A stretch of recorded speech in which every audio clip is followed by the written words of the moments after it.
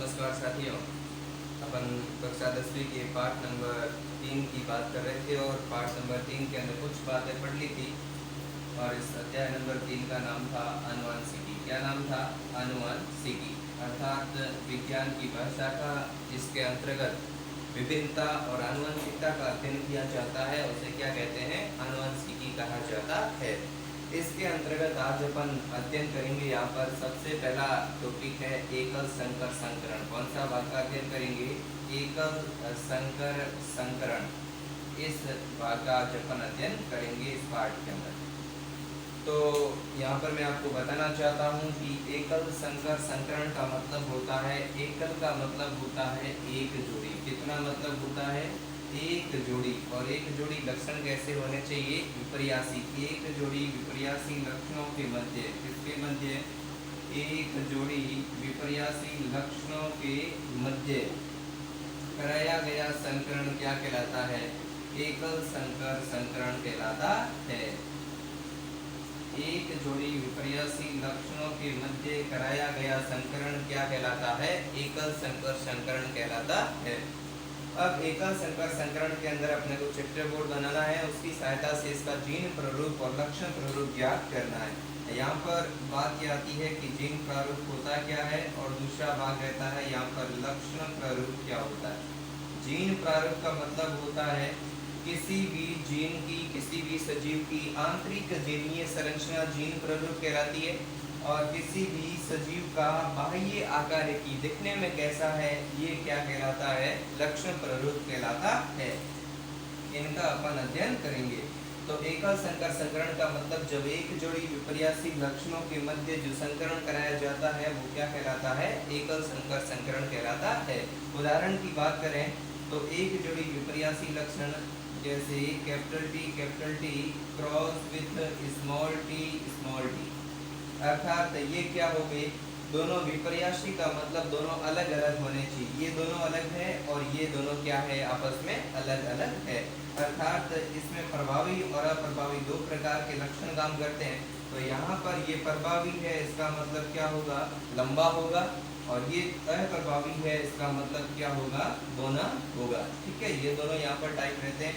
इन दोनों को अलग कर लो, क्या हो जाएगा? कैपिटल टी और ये दोनों अलग हो जाएंगे तो क्या हो जाएगा? Small T.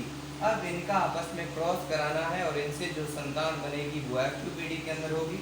इसका क्रॉस इसके साथ यहाँ पर क्या बन जाएगा?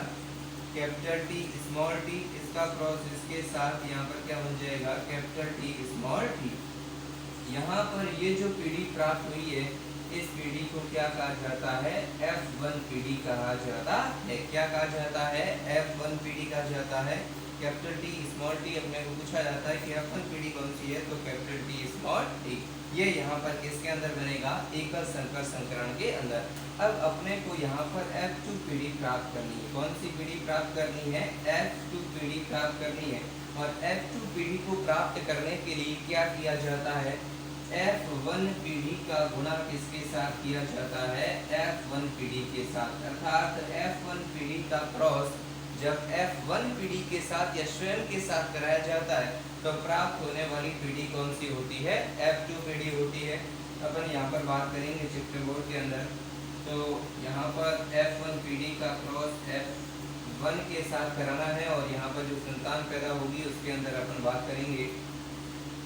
ये यहाँ पर इसका चैप्टर बोर्ड बन गया है। अब इसके अंदर यहाँ पर ये जो भाग हो जाएगा, ये नर हो गया, ये मादा भाग हो गया। अब इसके अंदर यहाँ पर F1 पीढ़ी कौन सी प्राप्त हुई है? Capital T small T. और इसका क्रॉस किसके साथ कराना है? खुद के साथ कराना है। तो यहाँ पर हो जाएगा capital T small T cross with capital T small T. ठीक है, तो ये क्या है? कैपिटल टी लिख दिया यहाँ पर। ये क्या है? स्मॉल टी लिख दिया। ये क्या है? कैपिटल टी यहाँ पर लिख दिया। ये क्या है? स्मॉल टी यहाँ पर लिख दिया। अब इनका आपस में गुणा करा दो। इसका इसके साथ गुणा क्या हो जाएगा? Capital T. अब इसका गुणा इसके साथ क्या हो जाएगा? Capital T small T. इसका क्रॉस इसके साथ क्या हो जाएगा? Capital T small T. ध्यान ये रखना है कि जो कैपिटल है उसको सबसे पहले लिखना है और इसका क्रॉस इसके साथ क्या हो जाएगा? Small T. अर्थात यहाँ पर दोनों ही बड़े हैं इसका मतलब यहाँ पर क्या होगा, लंबा होगा, क्योंकि यहाँ पर दोनों बड़े को अपने क्या माना है, लंबा माना है। अब यहाँ पर एक बड़ा और एक छोटा है, इसमें ये करना है कि जब छोटा और बड़ा दोनों युद्ध लड़ते हैं, ऐसी स्थिति में जीतता कौन है, बड़े वाला, और बड़े वाले को अपन किसके द्वारा प्रदर्शित कर रहे हैं, लंबे के द्वारा। तो यहाँ पर भी क्या होगा, लंबा होगा। उसके बाद थर्ड नंबर की बात करें, एक बड़ा और एक छोटा, तो यहाँ पर क्या होगा, यहाँ पर भी लंबा होगा, और दोनों ही छोटे हैं, तो दोनों छोटों को किसके द्वारा दर्शाया गया है, बोने के द्वारा। किसके द्वारा, बोने के द्वारा प्रदर्शित किया गया है। अब यहाँ पर इनका अपन अध्ययन करेंगे कि लक्षण प्ररूप और जीन प्ररूप क्या प्राप्त हुआ है। तो सबसे पहले यहाँ पर अपन बात करें लक्षण प्ररूप की, किसकी बात करेंगे, लक्षण प्ररूप की बात करेंगे। तो लक्षण प्ररूप के अंदर यहाँ पर ध्यान दीजिए, एक तो होगा यहाँ पर बोना, और दूसरा अनुपात क्या होगा, लंबा अनुपात बोना। अब यहाँ पर ध्यान दीजिए, लंबे कितने हैं इसके अंदर, 4 टाइप प्राप्त हुए हैं, चारों में 1, 2 और 3। 3 क्या है, लंबे, तो लिख दो लंबे के नीचे 3। अनुपात बोना कितना है, 1, तो यहाँ पर हो जाएगा 1। ये इसका क्या हो जाएगा, लक्षण प्ररूप हो जाएगा। ठीक है, किसी भी सजीव की बाह्य आकारिकी देखने में कैसा है, लंबा है या बौना। उसके बाद दूसरा हो जाएगा यहाँ पर जीन प्ररूप, और जीन प्ररूप के अंदर आपको कुछ भी नहीं करना है। जीन प्ररूप में सामान्यतः जितने भी प्रकार के जो टाइप प्राप्त हुए हैं उन टाइपों को लिखना है। 4 टाइप है, capital T, capital T, capital T, small T, capital T, small T, small T, small T. ये चारों को यहाँ पर लिखना है, कैपिटल टी, अनुपात कैपिटल टी, स्मॉल टी। उसके बाद वापस कैपिटल टी स्मॉल टी आ रहा है, तो इसको तो दोबारा लिखने की जरूरत नहीं है, एक बार लिख दिया है। उसके बाद थर्ड नंबर क्या आ रहा है, स्मॉल टी, स्मॉल टी। अब ये कैपिटल टी कितने बार है, केवल एक बार है। कितने बार है, एक बार। अनुपात कैपिटल टी स्मॉल टी कितने बार है, एक और एक, यहाँ पर कितने बार है, 2 बार है, तो लिख दिया यहाँ पर 2। और स्मॉल टी कितने बार है, एक बार है, तो यहाँ पर भी कितना लिखना है, 1। अब ये यहाँ पर आपको प्राप्त हुआ है क्या, जीन प्रारूप प्राप्त हुआ है। ये है सामान्यतः क्या, एकल संकर संकरण। वापस देखिएगा, एकल संकर संकरण का मतलब जब एक जोड़ी विपर्यासी लक्षणों के मध्य क्रॉस कराया जाता है उसे क्या कहते हैं, एकल संकर संकरण।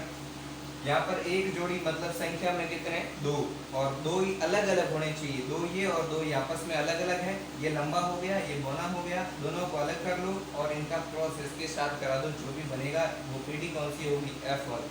अपने को प्राप्त करनी है F2 पीढ़ी, तो ये यहाँ पर पीढ़ी कौन सी है, F2 पीढ़ी। क्या करेंगे, F1 का गुणा स्वयं के साथ, capital T cross with capital T, इनका क्रॉस इसका क्रॉस इसके साथ, कैपिटल टी इसका क्रॉस इसके साथ, कैपिटल टी स्मॉल टी इसका क्रॉस इसके साथ, कैपिटल टी स्मॉल टी। यहाँ पर पहले जो कैपिटल है उसको लिखना है और इसका क्रॉस इसके साथ, स्मॉल टी। अब यहाँ पर लक्षण प्ररूप मतलब या तो लंबा या फिर बोना। लंबे कितने हैं, 3, 1, 2 और 3। यहाँ पर जब एक छोटा और एक बड़ा है तो लंबा ही माना जाएगा, और बोना कितना है, 1। जीन प्ररूप जितने भी प्रकार के टाइप प्राप्त हुए उनको लिख दो और दोबारा किसी का प्रयोग नहीं होना चाहिए। Capital T small T. अब ये यहाँ पर और यहाँ पर दोनों बार है, तो केवल कितने बार लिखना है, एक बार। ये यहाँ पर हो गया एकल संकर संकरण। अब एकल संकर संकरण पर आधारित मेंडल नामक वैज्ञानिक के द्वारा 2 नियम दिए गए। कितने नियम दिए गए, 2 नियम दिए गए। किस पर आधारित, एकल संकर संकरण पर आधारित मेंडल ने 2 नियम दिए। जो सबसे पहला नियम दिया उस नियम का नाम है, सबसे पहला है उस नियम का नाम है प्रभाविता का नियम। कौन सा नियम है, प्रभाविता का नियम। सबसे जो पहला नियम दिया था उस नियम का नाम था प्रभाविता का नियम। और ये नियम दोनों किस पर आधारित है, एकल संकर संकरण पर। किस पर आधारित है, एकल संकर संकरण पर आधारित है। कितने नियम दिए थे मेंडल ने, 2 नियम दिए थे। कितने नियम दिए थे, 2 नियम दिए थे। किस पर आधारित है, एकल संकर संकरण की क्रियाओं पर आधारित मेंडल ने कितने नियम दिए थे, 2 नियम दिए थे। अब यहाँ पर ध्यान दीजिएगा, पहला नियम है प्रभाविता का नियम और दूसरा है पृथक्करण का नियम। किसका नियम है, पृथक्करण का नियम। और इसी पृथक्करण के नियम को विसंयोजन का नियम कहते हैं। किसका नियम कहा जाता है, विसंयोजन का नियम। किसका नियम, विसंयोजन का नियम। दूसरा नाम क्या है, युग्मकों की शुद्धता का नियम। किसका नियम, युग्मकों की शुद्धता का नियम भी कहा जाता है। तीनों एक ही बात है। अब इनके अंदर अध्ययन करेंगे प्रभावीता का नियम क्या कहता है, किस पर आधारित है। एकल संकर संकरण मतलब कितने जोड़ी, एक जोड़ी विपर्यासी लक्षणों के मध्य, कितने जोड़ी, एक जोड़ी विपर्यासी लक्षणों के मध्य क्या कराया जाता है, क्रॉस कराया जाता है। तो जो F1 पीढ़ी में जो लक्षण प्रकट होते हैं उन लक्षणों को क्या कहा जाता है, प्रभावी। और जो F1 पीढ़ी में लक्षण प्रकट नहीं होते हैं उन लक्षणों को क्या कहा जाता है, अप्रभावी लक्षण कहते हैं। क्या कहते हैं, अप्रभावी। और इस नियम को क्या कहा जाता है, प्रभावीता का नियम कहते हैं।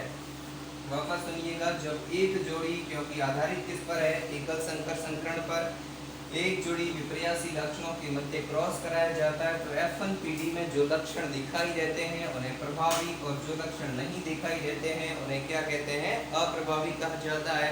और इस नियम को क्या कहा जाता है, प्रभावीता का नियम कहते हैं। दूसरा है पृथक्करण। और पृथक शब्द का मतलब क्या होता है, अलग अलग। क्या मतलब होता है, अलग अलग। जब एक जोड़ी, कितने जोड़ी, एक जोड़ी क्यों पर आधारित किस पर है, एकल संकर संकरण, एक जोड़ी विपर्यासी लक्षणों के मध्य क्रॉस कराया जाता है तो जब युग्मकों के निर्माण के समय, किसके निर्माण के समय, युग्मकों के निर्माण के समय, किसके निर्माण के समय, युग्मकों के निर्माण के समय युग्म विकल्पी, युग्म विकल्पी पृथक पृथक हो जाते हैं।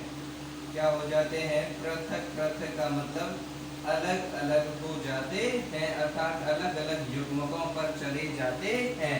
इस नियम को क्या कहा जाता है, पृथक्करण का नियम कहते हैं। एक जोड़ी विपर्यासी लक्षणों के मध्य संकरण कराया, युग्मकों का निर्माण हुआ तो जो युग्म विकल्पी होते हैं वो अलग अलग होकर के अपने अपने युग्मकों पर चले जाते हैं। इस नियम को क्या कहा जाता है, पृथक्करण का नियम कहते हैं। ठीक है, ये यहाँ पर है, इस पर आधारित दो प्रकार के नियम और इसका चक्रकोट की हमने बात की थी। और यहाँ पर कुछ बात पीछे बचा हुआ है जिसका अध्ययन अपन अगली क्लासेज के अंदर करेंगे। आज ही इतना ही। Thank you so much.